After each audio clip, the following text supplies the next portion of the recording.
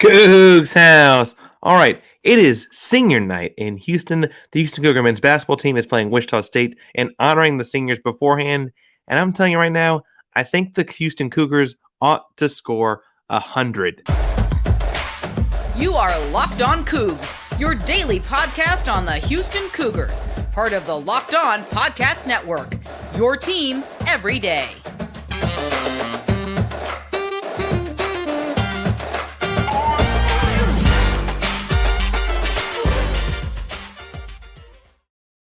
Welcome to Locked On Cougs, daily podcast about your Houston Cougars. I'm your host, Houston-born teacher and coach Parker Ainsworth, here to break down all things Cougs.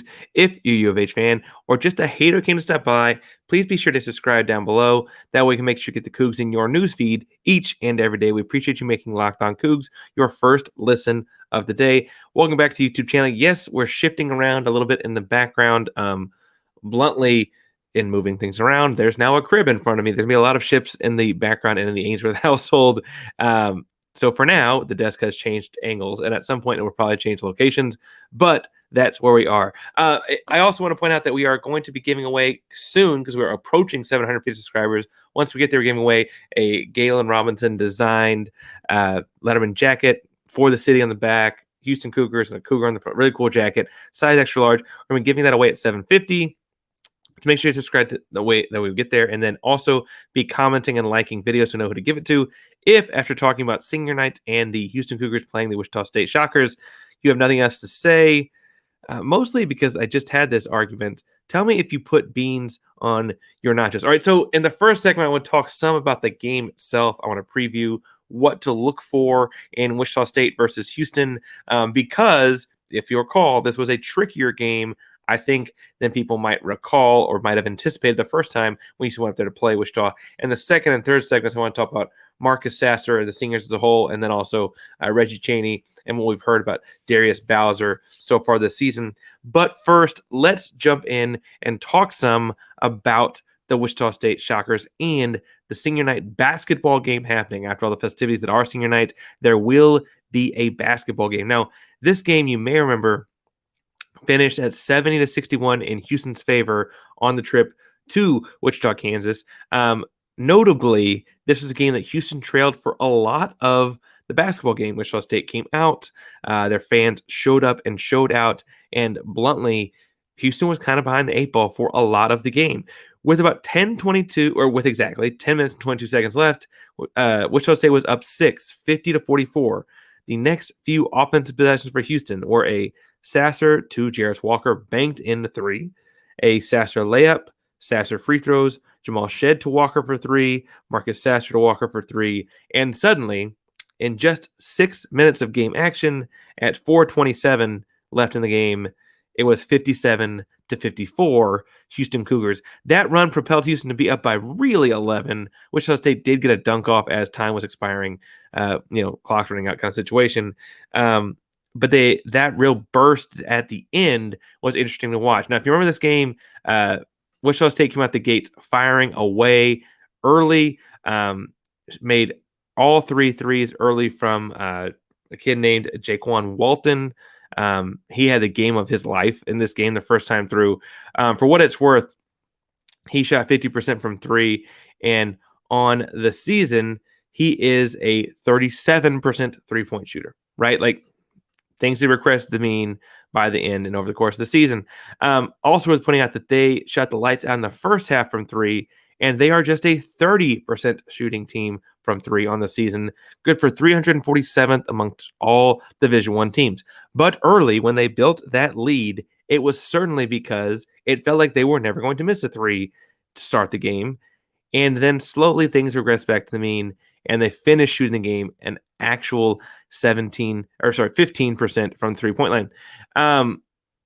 While that did regress the mean, I don't mean to say it was just bad shooting on their part. Houston did buckle down their defense a little bit. I'd imagine the scouting report going into that first game did not have Houston covering the 3 a lot because they don't shoot them very well. Meanwhile, Houston kind of had the opposite game. Houston opened the game shooting very poorly. Wichita State was a hostile environment, and it only stayed hostile as Wichita State continued to have the lead. Now, admittedly, as Houston started making shots, like Jarace Walker's banked 3-point shot at the 10:22 mark that I mentioned earlier, like They're confident throws. They got easier shots out of it. Tramon Mark makes a crazy contested 3 in the final 2 minutes. Like those kinds of things started rolling and snowballing in a way that, the best team in the country will do.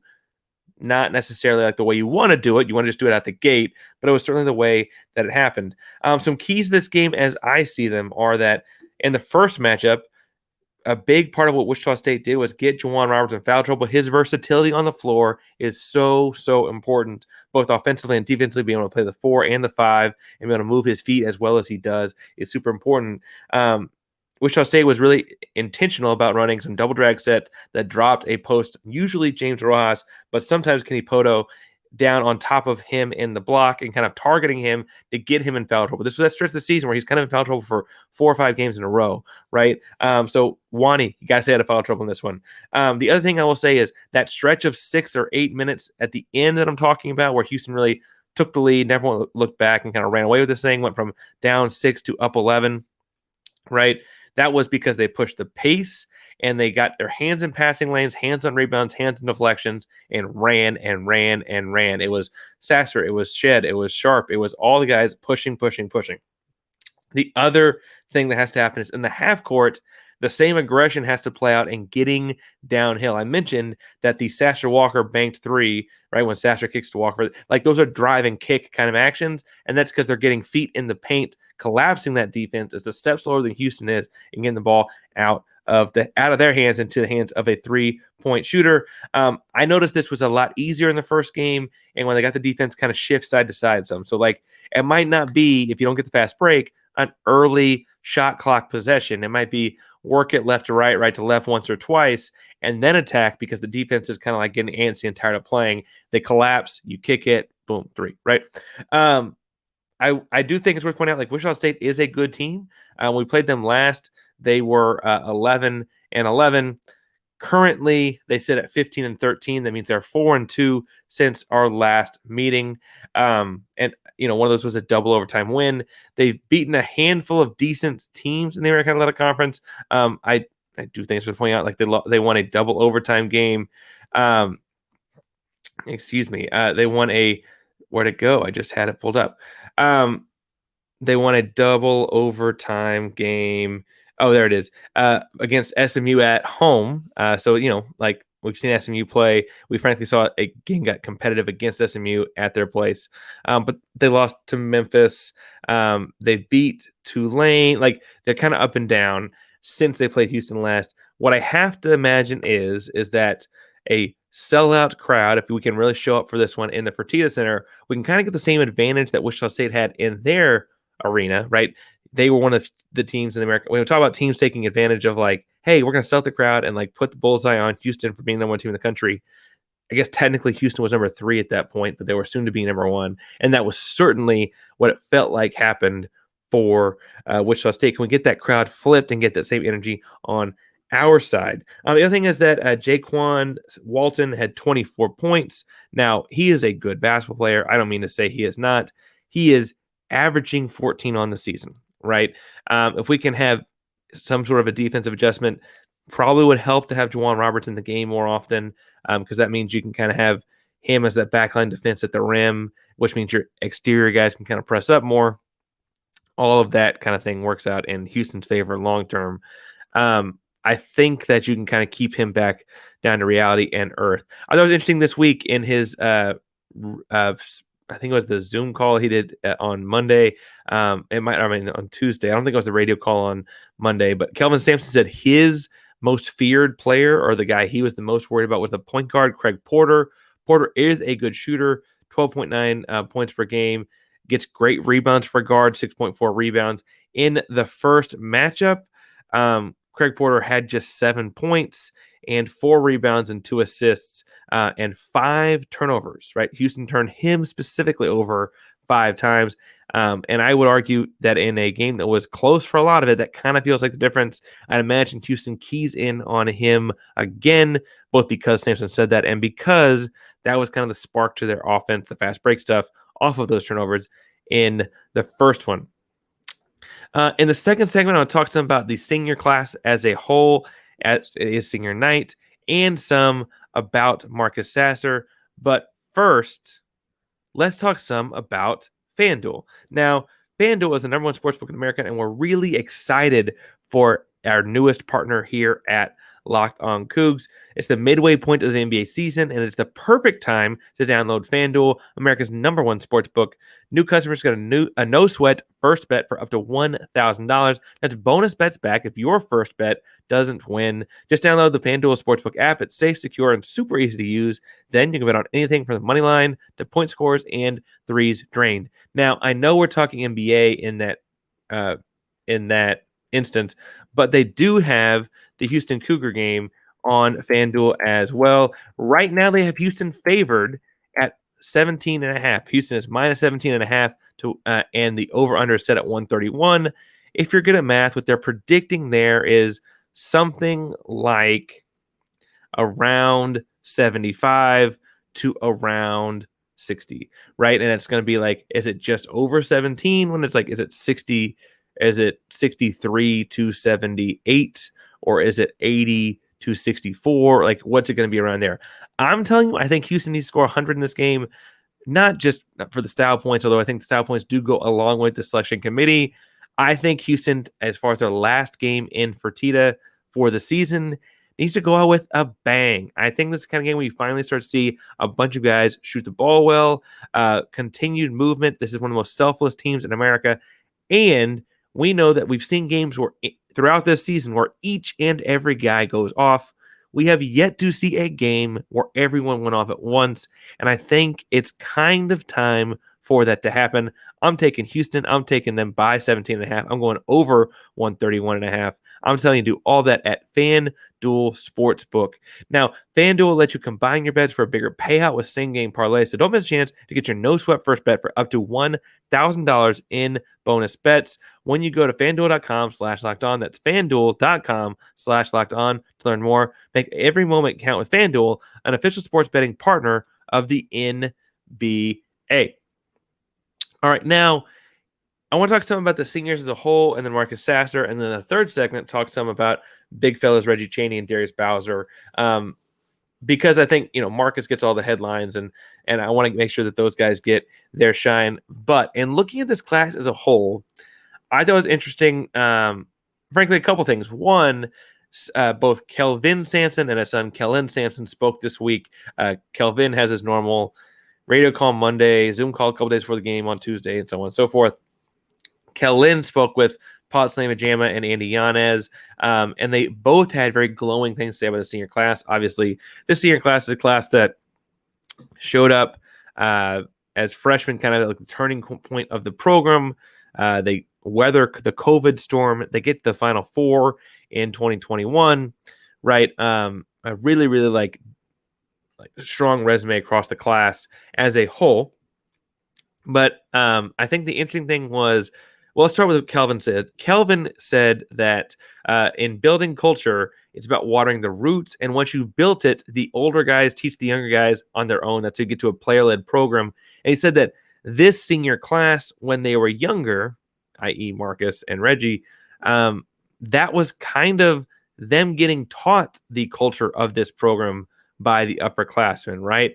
Guys like Rob Gray, guys like Galen Robinson, guys like Corey Davis, those guys who are in the program and a little bit older and kind of able to teach the guys along the way as far as what Houston looks like and how the Sampson Houston Cougars were going to do things, right? That was really, really like a sticking point for him is like, once you've built it and you've got the right kids in place, they're going to keep it spinning by doing a lot of the teaching in all of those hours that coaches aren't in the gym, all those hours in the summer and spring that are countless hours outside of the like normal practice parameters where guys are working on their craft and coaches are not in the gym. This is a class that got the benefit of being in the door and hit the ground running with that already established.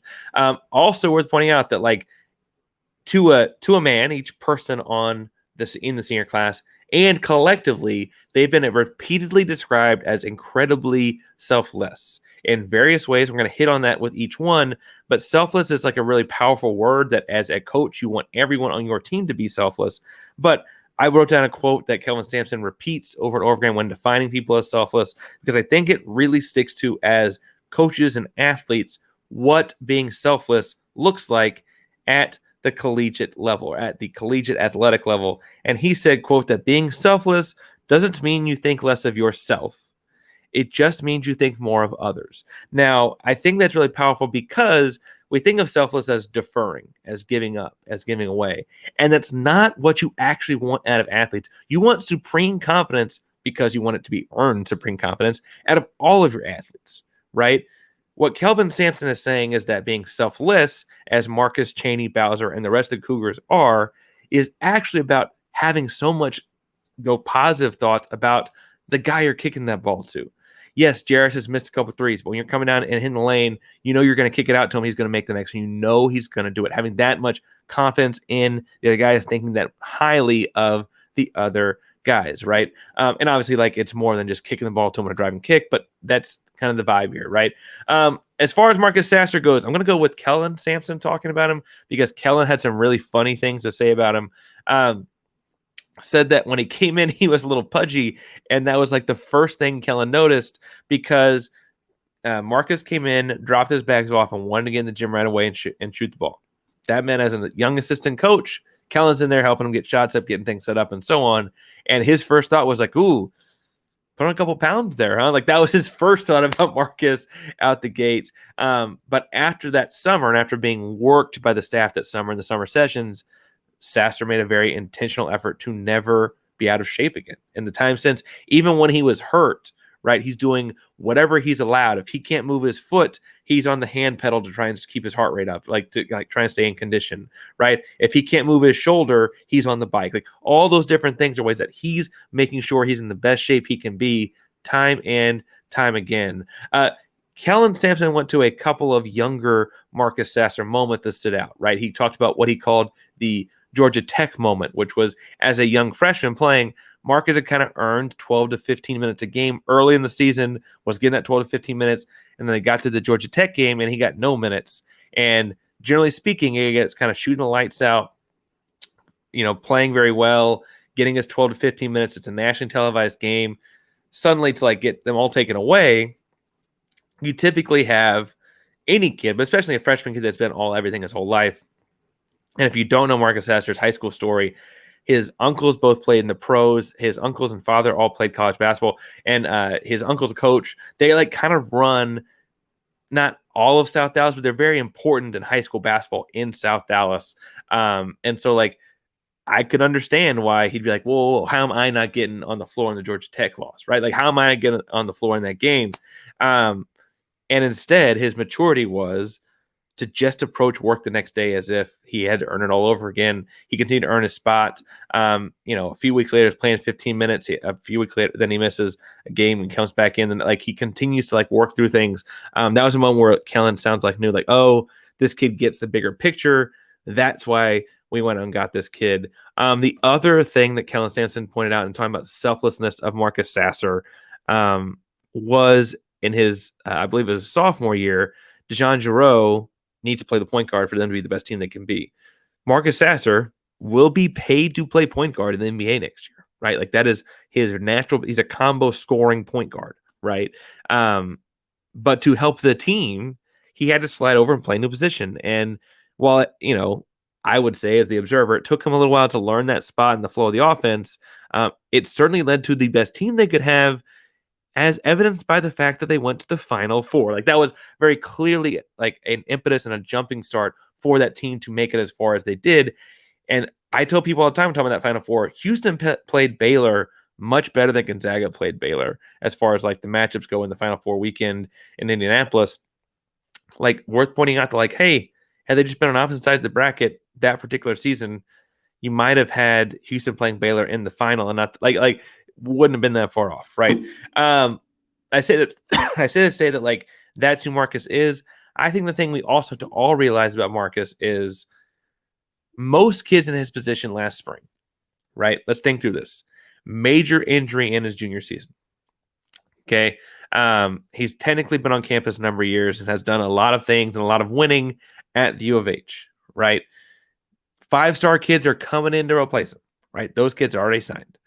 He goes out and tries out for the NBA, and they say, hey, you're probably a late first-round pick.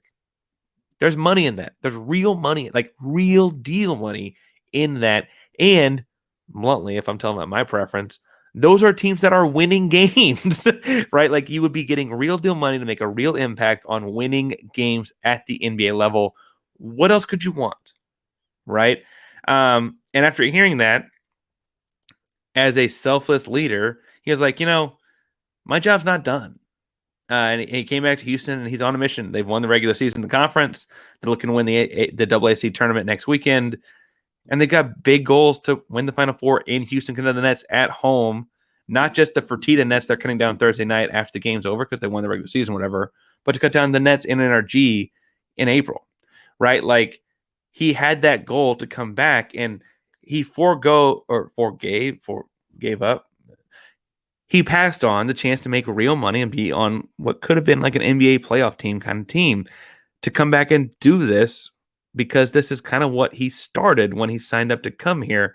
Not every kid does that. That in itself, that Marcus Sasser is here for his senior year and senior night, is a sign of the selflessness too that I don't think should be lost. Now, 30 kids a year, 30 kids a year from all over the world get to be first round draft picks in the NBA. He was one last year. He didn't want to go. He's going to be one this year too, right? And what we've understood if he said, hey, I just got hurt and I don't want to risk making this worse and just go, like, no one would have faulted him for that. But he came to Houston instead, came back to Houston instead, I should say, and saw it out. And we're going to see it out with him. And it's really, really awesome. And like, it's a cool thing to see a college kid do, right? It's a cool thing to see a college kid come back, finish the education piece, finish the time on campus, finish their dedication to the program. Now, I said in the third segment, I talked some about Reggie Chaney and Darius Bowser. So let's get to it. Reggie Chaney is a kid that like embodies the toughness that people tie to every program that Kelvin Sampson has ever coached, right? From his days in Pullman, Washington, to his days in Norman, Oklahoma, to even his days, frankly, on the sideline of the Houston Rockets as an assistant coach. Kelvin Sampson has been known as a tough guy. Reggie Chaney is known as local tough guy, right? I don't mean local, like he's from Houston, but like that is who we envision him as. Like he's that kid. Like when you went to the park, there was one kid that was like a little bit bigger, but not the biggest, a little bit stronger, but not the strongest, but was darn sure the meanest. And I mean that in the most positive way possible. Reggie, don't come beat me up, right? That is who Reggie Chaney is, but he's not playing at your park.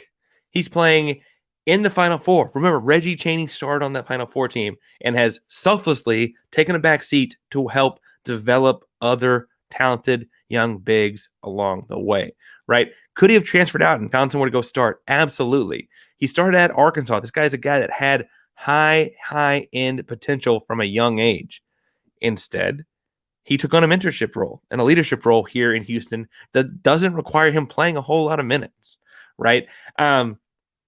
Admittedly, we kind of lucked into this. He was hitting the transfer portal as Fabian White tore his ACL, and so the timing of that was really, really strong. The other thing that feels like fate in a lot of ways is that worth pointing out that he and remember Kyle Edwards from a few years ago, they played together at Findlay Prep. While Reggie Chaney is originally from North Texas, I guess Tulsa before North Texas. He went to Findlay Prep out in Nevada. They played together there. And it was, he had a good guy that could vouch for him, I guess, on the team when Sampson was like looking around. And trust me, Kyle Edwards would know the right kind of guys. He's a very good culture guy as well. And we can talk about him in an off-season episode, but I loved having Kyler on campus. And so you had Reggie Chaney show up right away. And like Coach always talks about like, this guy would run through a brick wall. This guy would run through a brick wall.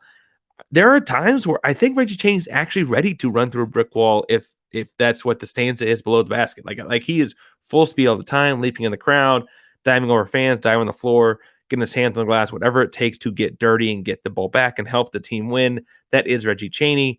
But again, when I think about the selflessness of Chaney, I think about, honestly, just this like, he's on the sideline coaching up Javier Francis on the iPad instead of being worried about his own playing time. Javier Francis getting playing time negates Reggie Chaney playing time. And he's like, hey, we all need to be caught up. We all need to be there. Right. In a similar vein, a guy that gets a lot less praise, but Darius Bowser, said Darius, but he goes by Darius Bowser, was a transfer this season from Charleston, College of Charleston, where he got his degree. And by all accounts, like Darius is the smartest guy on the team, right? They call him Uncle. They treat him like Uncle Darius or Uncle Bowser. Darius is a big, strong. I mean, like I think I described him at back when I watched the red and white scrimmage start the season. Like shoulders look like bowling balls, kind of strong, big dude. But his selflessness wasn't picking Houston in general. He graduated. He could have gone anywhere. He looked at several programs where he could be a starter, and he got a phone call from Kelvin Sampson, and Sampson will tell you to a man right now. He told Darius, I don't need you to play, but I do need you. And that was all Darius needed. Oh, you need me? I got you, right? You don't need me to play, that's fine. You need me, I got you, I'm there, right? And that's been his role. His role is to, in some ways, literally beat up guys at practice, being big and physical and kind of like helping them understand the level of physicality as young guys, as Francis is a young guy, as there are times Juwan feels like a young guy, Jarace Walker is a young guy, treating them like, hey, or showing them the physicality that is like required to play at a high-end college level, and that physicality that grown men like Darius play with at this college level, right? Admittedly, he's been banged up some this season too. There were a couple of blowouts early in the year that I feel bad about that. Like he probably would get to play in if he were healthy, but it's working out thus far. He's got a regular season conference championship. I think that comes to the ring too. Correct me if I'm wrong in the comments. But I hope he understands that we appreciate his dedication to the program. And frankly, I hope he's getting out of it everything he wanted.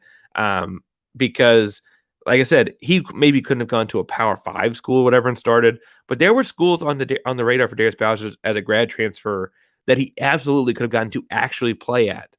And he chose to come to Houston to be a part of a culture and program instead. And that's really, really powerful and important. And speaking of being really, really powerful and important, we got an important game tonight. The game tonight is important. I know that the regular season is locked up. And I know that, in a lot of ways, it would be easy to look past Wichita State to Memphis over the weekend. However, I would argue that both Wichita State and Memphis, and frankly, the first couple rounds of the American Athletic Conference tournament as well, I'd argue it's all important because Houston is looking to get a 1 seed and to get a better path to, let's say, between the start of the NCAA tournament and the Final Four in Houston. I think there's a lot of teams that are great matchups for Houston. I also am not silly, and I know that there are some that are really, really hard matchups for Houston. I think they can beat anyone in America. I don't mean that, but I'd rather them do it against a good matchup. And these games are tough because you kind of have to win with style points, and that's why I think Houston should push for 100, blow this thing out the water, give us a game to remember in our last game at home this season, our last game at Fertitta, I should say, this season. If you want to talk to me more about Houston Cougars, or you want to follow my game thread during the game, make sure you follow me at Painsworth512. That's PAINSWORTH 512 on Twitter, Instagram, and all of your social media handles. I'll be happy to talk all things Cougs, football, spring practice. The second one is on Thursday as well. I get it later today as well. We can talk Cougar basketball. Obviously, the women are also entering the American Athletic Conference next week. We can talk the Rockets lost a tough one last night. The Astros just started spring practice. The Texans are getting ready for the draft. Whatever you talk about, all things Houston, you can find me at Painsworth, PAINSWORTH 512. Thank you so much for listening to the show today. Make sure you like and subscribe wherever you get your podcast. If you're looking for a second podcast of the day, let me recommend Locked On College Basketball. Andy and Isaac do a great show. It is very Cougar friendly. It also will always be talking about things like seeding and jostling for seeding. That Burnt Orange School over in Austin lost last night, so I'm sure we'll be talking about what that does to the seeding as well. So make sure you go check them out at Locked On College Basketball. Thank you all so much. Locked On Cougs is a proud member of the Locked On Podcast Network. Your team every day. Go Cougs!